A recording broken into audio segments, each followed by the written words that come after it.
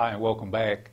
Today we're going to look at verse 10 of 1 Corinthians chapter 13, and it reads here, "But when that which is perfect has come, then that which is in part will be done away." And so, I spoke a few days ago about how unfortunately some people use verse 8 and verse 10 as their means for their understanding that the gifts have been done away with when the apostles died out. And we've already discussed that, and we know that the gifts are still needed today because the church still exists and the fivefold ministry still exists and so on. But I want to speak here this morning when it says here, "But when that which is perfect has come, then that which is in part will be done away." So what does it mean to be perfect? Now, some people say that, is this meaning when Jesus comes? Well, let me read to you what exactly this means out of the concordance, and you'll be surprised, I think. But it actually means here, when it says about this, when this perfect has come, it says here, the perfect state of all things to be ushered in by the return of Christ from heaven. Isn't that interesting? I'll just read that again. The perfect state of all things to be ushered in by the return of Christ from heaven. Isn't this amazing? So that means, Jesus is coming back. There's no question about that. We don't know the day or the hour, but we do know that he is coming back because he said so.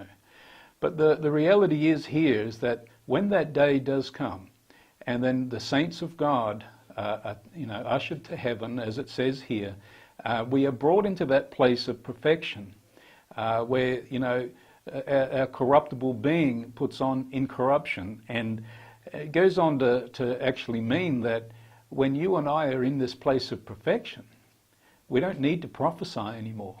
When we are in heaven, we don't need a word of knowledge or a word of wisdom anymore. We don't need to speak in tongues anymore.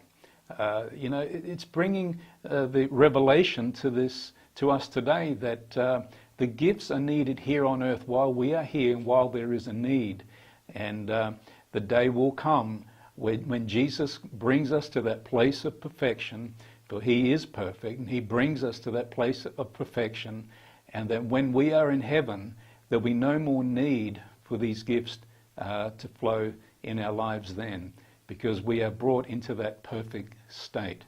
And so where it says here, "But that which is perfect has come," well, guess what? He is coming. Jesus is coming back.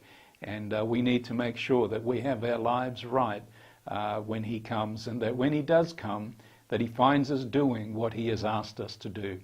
And I believe in connection with that when Apostle Paul says about, love never ends, that we as a Christian church, that we really need to look at this love walk and to really express to humanity what love really is.